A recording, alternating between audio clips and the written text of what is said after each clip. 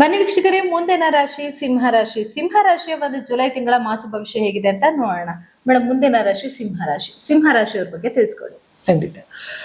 Studio ವೀಕ್ಷಕರಿಗೆ ನನ್ನ ನಮಸ್ಕಾರಗಳು. ಬನ್ನಿ, ಜುಲೈ ತಿಂಗಳಲ್ಲಿ ಸಿಂಹರಾಶಿಯವರ ಒಂದು ಮಾಸ ಭವಿಷ್ಯ ಹೇಗಿದೆ ಅಂತ ನೋಡ್ತಾ ಹೋಗೋಣ. ನೋಡಿ, ಸಿಂಹರಾಶಿಯವ್ರಿಗೆ ಯಾವಾಗ್ಲೂ ಹೇಳ್ತಾ ಇರ್ತೀವಿ, ಪ್ರಭಾವಿಗಳು, ಸಿಕ್ಕಾಬಟ್ಟ ಕೋಪಿಷ್ಟರು, ಜೊತೆಗೆ ಧೈರ್ಯಶಾಲಿಗಳು, ಮೋಸ್ಟ್ ಆಫ್ ಅಲ್ಲೂ ಸ್ವಲ್ಪ ರಾಜಗಾಂಭೀರ್ಯ ಹೊಂದಿರುವಂತಹ ರಾಶಿ ಒಂದು ಇದೆ ಅಂತಂದ್ರೆ ಅದು ನಮ್ಮ ಸಿಂಹರಾಶಿಯವರು.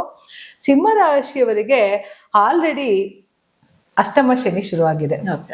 ಸೊ ಸಪ್ತಮಾಧಿಪತಿ ಮತ್ತೆ ಅಷ್ಟಮ ಶನಿ ಇರೋದ್ರಿಂದ ಇಲ್ಲಿ ಏನಾಗುತ್ತೆ ಅಂತ ಅಂದ್ರೆ ವ್ಯವಹಾರಿಕವಾಗಿ ಸ್ವಲ್ಪ ಲಾಕ್ ಆಗಿದ್ರು.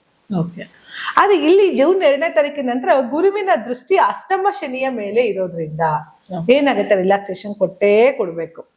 ಸಿಂಹ ರಾಶಿಯವರು ಒಂದು ಸರಿ ಹಿಡಿದಂತಹ ಹಠ ಹಿಡಿದ್ರೆ ಮುಗೀತು. ತುಂಬಾ ಜನ ಸರ್ಕಾರಿ ಅಧಿಕಾರಿಗಳಿರ್ಬೋದು, ರಾಜಕಾರಣಿಯರಾಗಿರ್ಬೋದು, ಅವರೆಲ್ಲ ಆದಷ್ಟು ಸಿಂಹರಾಶಿಯವರೇ ಆಗಿರ್ತಾರೆ. ಯಾಕೆಂದ್ರೆ ರಾಜ ಸಿಂಹ ದೊರೆ ಅಂತ ನಾವೇನ್ ಕರಿತೀವಿ, ಬೆಳಗಿನ ಸೂರ್ಯೋದಯಕ್ಕೆ ನಮ್ ರವಿ ಇರ್ಲೇಬೇಕು. ರವಿ ಇಲ್ಲದೆ ಯಾವ ಕೆಲಸ ಕಾರ್ಯಗಳನ್ನು ಆಗಲ್ಲ. ಅಂತಹ ಅಧಿಪತ್ಯವನ್ನ, ಅಂತಹ ರವಿ, ಸಿಂಹರಾಶಿಗೆ ರವಿ ಅಧಿಪತಿ, ಆ ರೀತಿ ರಾಜಗಾಂಭೀರ್ಯವನ್ನ ಹೊಂದಿರುವಂತಹ ಪವರ್ ಅಂತ ಏನ್ ಕರಿತೀವಿ ನೋಡಿ, ನಮ್ಗೆ ಏನೇ ಒಂದು ಪವರ್ ಬೇಕು ಅಂತ ಅಂದ್ರೂ ರವಿ ಇಸ್ ಇಂಪಾರ್ಟೆಂಟ್. ಹೌದು. ಅದಕ್ಕೆ ಬೆಳಗ್ಗೆ ಎದ್ದು ಯಾರು ಸೂರ್ಯನಿಗೆ ನಮಸ್ಕಾರವನ್ನ ಮಾಡ್ತಾರೋ, ಸೂರ್ಯೋದಯದ ಕಾಲದಲ್ಲಿ ಯಾರು ಸೂರ್ಯನಿಗೆ ನಮಸ್ಕಾರ ಮಾಡಿ ಅರ್ಘ್ಯವನ್ನ ಬಿಡುತ್ತಾರೋ ಅವರು ಜೀವನದಲ್ಲಿ ಅಭಿವೃದ್ಧಿಗಳನ್ನ ನೋಡ್ತಾರೆ. ಯಾಕೆ ಬ್ರಾಹ್ಮಿಣ್ಸ್ಗೆ ಅಷ್ಟೊಂದು ಏಜು ಸೇಟ್? ಈಗ ನಮ್ಗೇನು ಜೀವನದಲ್ಲಿ ಈಗ ಚಿನ್ನ ಒಡವೆ ಅಂತ ಅಂದ್ರೆ ಅದಕ್ಕೆ ನೀವು ನೋಡ್ಬೋದು ತುಂಬಾ ಸೇಟ್ಗಳ ಅಧಿಪತಿ. ಹೌದು ಅಲ್ವಾ? ಯಾಕೆ ಅಂತಂದ್ರೆ ಅವರು ಬೆಳಿಗ್ಗೆ ಅವ್ರು ತುಂಬಾ ಪ್ರಾರ್ಥನೆಗೊಳಗಾಗ್ತಾರೆ. ನೋಡಿ, ಬೌದ್ಧ ಟೆಂಪಲ್ ಅಲ್ಲಿ ಏನ್ ನಡೆಯುತ್ತೆ, ಜಾಸ್ತಿ ಪೂಜೆಗಳು ನಡೆಯಲ್ಲ, ಪ್ರಾರ್ಥನೆ. ಹೌದು. ಮೌಲಿಗಳು, ನಾವೇನು ಇವತ್ತು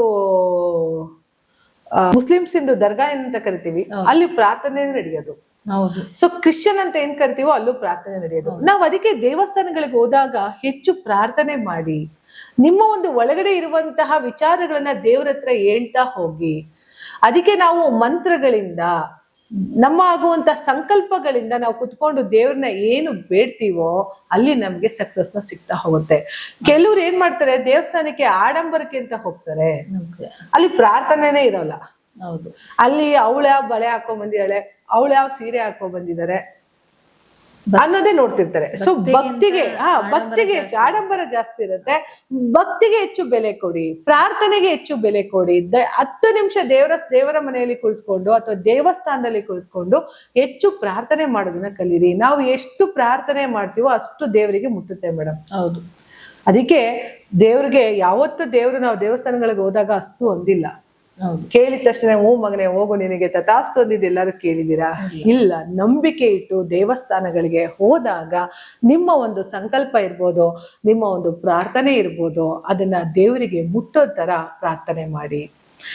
ಇದೇ ರೀತಿ ಸಿಂಹ ರಾಶಿಯವರು ಯಾವಾಗ್ಲೂ ಏನ್ ಹೇಳ್ತೀನಿ ಅಂತ ಅಂದ್ರೆ, ಸ್ವಲ್ಪ ಅಧಿಕಾರವಂತರು, ಜೊತೆಗೆ ಹೆಚ್ಚು ಕೋಪವನ್ನ ಹೊಂದಿರುವಂತವ್ರು. ಸ್ವಲ್ಪ ಕೋಪ ಕಡಿಮೆ ಮಾಡ್ಕೊಳ್ಳಿ. ಯಾಕೆ ಅಂದ್ರೆ ಅಷ್ಟಮ ಶನಿ ಇದ್ದಾನೆ. ಅಷ್ಟಮ ಶನಿ ಇದ್ದಾಗ ಏನಾಗುತ್ತೆ, ಜೊತೆಗೆ ರಾಶಾಧಿಪತಿಯಾದಂತಹ ರವಿ ಕೂಡ ವ್ಯಯಸ್ಥಾನದಲ್ಲಿ ಇದೊಂದು ತಿಂಗಳು ಕುಳಿತಿರ್ತಾರೆ. ಸೊ ಏನಾಗುತ್ತೆ, ಇಲ್ಲಿ ಹಿರಿಯ ಅಧಿಕಾರಿಗಳಿರ್ಬೋದು, ಸರ್ಕಾರಿ ಅಧಿಕಾರಿಗಳಿರ್ಬೋದು, ನಿಮ್ ಮೇಲೆ ಸವಾರಿ ಮಾಡೋದಕ್ಕೆ ಅಂತ ಬರ್ತಾರೆ. ನಿಮ್ಮ ಕೋಪವನ್ನ ನಿಯಂತ್ರಣ ಇಟ್ಕೊಳ್ಳಿ. ಸಿಂಹ ರಾಶಿಯವರು ಯಾವತ್ತು ಜೀವನದಲ್ಲಿ ಏಳಿಗೆಯನ್ನ ಒಂದೇ ಹೊಂದ್ತಾರೆ. ಯಾಕೆ ಅಂತಂದ್ರೆ ಅವರು ಪರಿಶ್ರಮವಿಲ್ಲದೆ ದುಡಿಯೋರು. ಯಾವತ್ತು ರೆಸ್ಟೇ ಮಾಡಲ್ಲ ಸಿಂಹರಾಶಿಯವರು. ಕಷ್ಟಪಟ್ಟಾರು ಜೀವನವನ್ನ ಮುಂದೆ ಮಾಡ್ಕೊಂಡು ಮುಂದರ್ಸ್ಕೊಂಡು ಹೋಗುವಂತಹ ಕ್ರಿಟಿಕಲ್ ಪೊಸಿಷನ್ಸ್ ಏನೇ ಇದ್ರೂ ಕೂಡ ಕ್ಲಿಯರ್ ಮಾಡ್ಕೊಳ್ಳುವಂತಹ ಶಕ್ತಿ ಸಿಂಹ ರಾಶಿಯವರಿಗೆ ಇರೋದ್ರಿಂದ ಸಾಕಷ್ಟು ಅಭಿವೃದ್ಧಿಗಳನ್ನ ನೋಡ್ತಾ ಹೋಗ್ತೀರಿ. ಯಾಕೆಂದ್ರೆ ಗುರುವಿನ ದೃಷ್ಟಿ ಅಷ್ಟಮ ಶನಿಯ ಮೇಲೆ ಇರೋದ್ರಿಂದ ಇನ್ನಷ್ಟು ಕೆಲಸ ಕಾರ್ಯಗಳಲ್ಲಿ ಉರುಪು ಹುಮ್ಮಸ್ಸು ಬಂದು ಸಾಧನೆ ಮಾಡುವ ಹಾದಿಗೆ ಸಿಂಹ ರಾಶಿಯವರು ಹೋಗ್ತಾರೆ.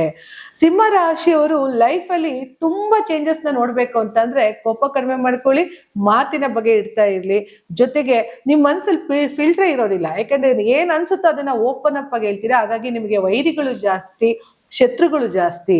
ನೋಡಿ, ಇಲ್ಲಿ ಏನಾಗುತ್ತೆ, ಈ ಒಂದು ಕಲಿಯುಗದಲ್ಲಿ ನಾವೆಷ್ಟು ತಗ್ಗುತ್ತೀವೋ ಅಷ್ಟು ಒಳ್ಳೇದು. ಹೌದು. ನಾವ್ ಎಲ್ಲಿ ತಲೆ ಎತ್ತಿ ನಡಿಬೇಕು ಅಂತ ಅಂತೀವಲ್ಲ, ಅಂತ ಕಡೆ ಸ್ವಲ್ಪ ಮೌನವಾಗಿರಿ.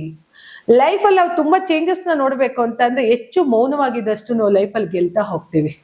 ಯಾಕಂದ್ರೆ ಮಾತಿಂದ ಶತ್ರುತ್ವ ಜಾಸ್ತಿ. ಹೌದು. ಅದಕ್ಕೆ ಅಲ್ವಾ ನಾಲ್ಗೆ ಮೇಲೆ ಒಂದು ಇಡ್ತಾ ಇರ್ಲಿ ಅಂತ ಹೇಳಿ. ಪಟ ಪಟ ಮಾತಾಡ್ಬಿಡ್ತೀವಿ, ಶತ್ರುಗಳು ನಮ್ಮಂತ ಸುತ್ತಮುತ್ತ ಆಗ್ಬಿಡ್ತಾರೆ, ಏನಾದ್ರು ಒಂದು ತೊಂದರೆಗಳನ್ನು ಕೊಡ್ತಾರೆ. ಆದ್ರೆ ಸಿಂಹ ರಾಶಿಯವ್ರಿಗೆ ಹೇಗೆ ಅಂತ ಅಂದ್ರೆ ಅದ್ ಏನಾದ್ರು ತೊಂದರೆ ಕೊಡ್ಲಿ ಪರವಾಗಿಲ್ಲ, ನಾನು ಇದ್ದಂಗೆ ಇರ್ತೀನಿ, ನಾನು ಹೋದಂಗೆ ಹೋಗ್ತೀನಿ, ಲೈಫ್ ಇರೋದೇ ಹಿಂಗೆ, ನಾನು ಲೀಡ್ ಮಾಡೋದೇ ಹಂಗೆ ಅನ್ನೋದು ಸ್ವಲ್ಪ ಅದನ್ನ ತಗ್ಗಿಸ್ಕೊಳ್ಳಿ ಅಂತ ಯಾಕೆ ಹೇಳ್ತೀನಿ ಅಂತ ಅಂದ್ರೆ ಇದು ಕಲಿಯುಗ ಆಗಿರೋದ್ರಿಂದ ಇಲ್ಲಿ ಒಳ್ಳೇದಿಕ್ಕೆ ಯಾರು ಕೂಡ ಸಿಂಹಾಸನ ತರ ಆಸೆ ಕೊಡಲ್ಲ. ಹೌದು. ಸೊ ರೆಡ್ ಕಾರ್ಪೆಟ್ ಯಾರು ಕೊಡಲ್ಲ.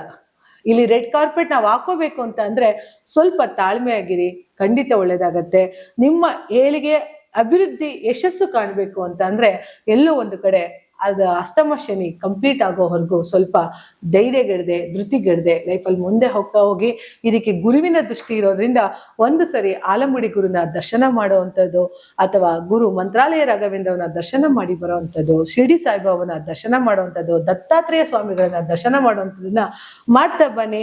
ಇದರಿಂದ ಯಶಸ್ಸು, ಅಭಿವೃದ್ಧಿನ ಸಿಂಹರಾಶಿಯವರು ಒಂಥರ ಇದರಿಂದ ಸಕಲ ಅಷ್ಟೈಶ್ವರ್ಯಗಳನ್ನು ಕೊಟ್ಟು ಕಾಪಾಡ್ಲಿ ಅಂತ ಹೇಳ್ತಾ ನನ್ನ ಮಾತನ್ನ ಮುಗಿಸ್ತಾ ಇದೀನಿ. ಧನ್ಯವಾದಗಳು. ನೋಡಿದ್ರಲ್ಲ ವೀಕ್ಷಕರೇ, ಜುಲೈ ತಿಂಗಳಲ್ಲಿ ಸಿಂಹ ರಾಶಿಯ ಒಂದು ಮಾಸ ಭವಿಷ್ಯ ಹೇಗಿತ್ತು ಅಂತ. ಹಾಗಿದ್ರೆ ಬನ್ನಿ ಮುಂದಿನ ರಾಶಿ ಬಗ್ಗೆ ತಿಳ್ಕೊಳ್ಳೋಣ.